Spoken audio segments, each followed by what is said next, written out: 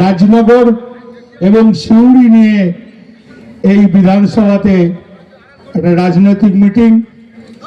সত্যি আমি ধন্যবাদ জানাই সিউড়ি বিধানসভার মানুষকে, সিউড়ির ব্লক প্রেসিডেন্টকে এবং রাজনগরের ব্লক প্রেসিডেন্টকে এবং রাজনগরের অঞ্চল প্রেসিডেন্ট, সিউড়ির অঞ্চল প্রেসিডেন্ট এবং গ্রাম পঞ্চায়েতের মেম্বাররা এবং জেলা পরিষদের মেম্বাররা এবং পঞ্চায়েত সমিতির মেম্বারকে, সিউড়ি এবং রাজনগরের প্রত্যেক মানুষকে আমি ধন্যবাদ জানাই। সব লোক যদি আসতো এই মাঠে জায়গা হতো না। তা আমি বিজেপিকে চ্যালেঞ্জ করছি, আপনারা এসআই করছেন, আজকেও বোধহয় দুটো ব্লক মিলিয়ে 5,500 থেকে 6,000 লোক ডেকেছে, কিন্তু পারবেন না আটকাতে।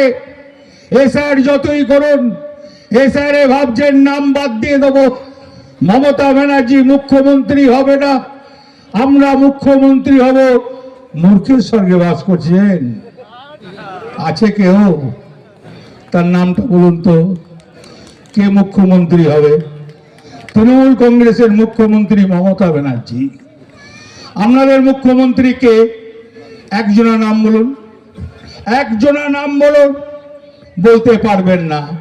আর আমাদের যাকেই জিজ্ঞেস করবেন, একটা পঞ্চায়েত মেম্বারকে জিজ্ঞেস করুন, একটা বুথের প্রেসিডেন্টকে জিজ্ঞেস করুন, একটা সাধারণ কর্মীকে জিজ্ঞেস করুন, একটা খেটে খাওয়া মানুষকে জিজ্ঞেস করুন, একটা দিন মজুরকে জিজ্ঞেস করুন, একটা বেকার ছেলে মেয়েদের জিজ্ঞেস করুন, বলবে মমতা ব্যানার্জি।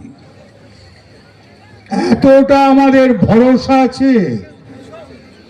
3 বার হয়ে গেছে, 26 হলে 4 বার। এই বিধানসভার যিনি ক্যান্ডিডেট হবেন, বিপুল ভোটে জেতাতে হবে। ভুল করবেন, বিজেপিকে ভোট দিলে অন্ধকার নেমে আসবে। যে আলো দেখছেন সেটা অন্ধকার হয়ে যাবে। আচ্ছা বলুন তো সুকুমার আছিস, রাজনগরের 11 সালের আগে যখন আমরা আসতাম, এখানে রাস্তাঘাটের পরিস্থিতি কি ছিল? আজ রাজনগরের রাস্তার পরিস্থিতি কি, এটা তো অস্বীকার করা যায় না। কয়েকটা কথা বলবো, ভুলেও যেন কোনো কোথাও ভোট দেবেন না। এ ভোট মমতা ব্যানার্জির। মমতা ব্যানার্জি 294 এর ক্যান্ডিডেট। যেখানেই ভোট সেখানেই মমতা ব্যানার্জি, যেখানেই উন্নয়ন সেখানেই মমতা ব্যানার্জি আর অভিষেক ব্যানার্জি। আচ্ছা আপনারা একটা কথা বলুন তো, এত উন্নয়নের পর আমার মা বোনেরা, দাদারা যারা বসে আছেন, কেউ অস্বীকার করতে পারবেন যে 34 বছর আগে কত এই উন্নয়ন দেখেছিলেন? যে কথা মন্ত্রী বলল, 14 সালের বিজেপি এসছে, একটা সেন্ট্রাল গভর্নমেন্টে কোনো কাজ হয়েছে? একটা বড় কোনো কাজ হয়েছে? একটা সেন্ট্রাল গভর্নমেন্টের 10টা ছেলের চাকরি হয়েছে?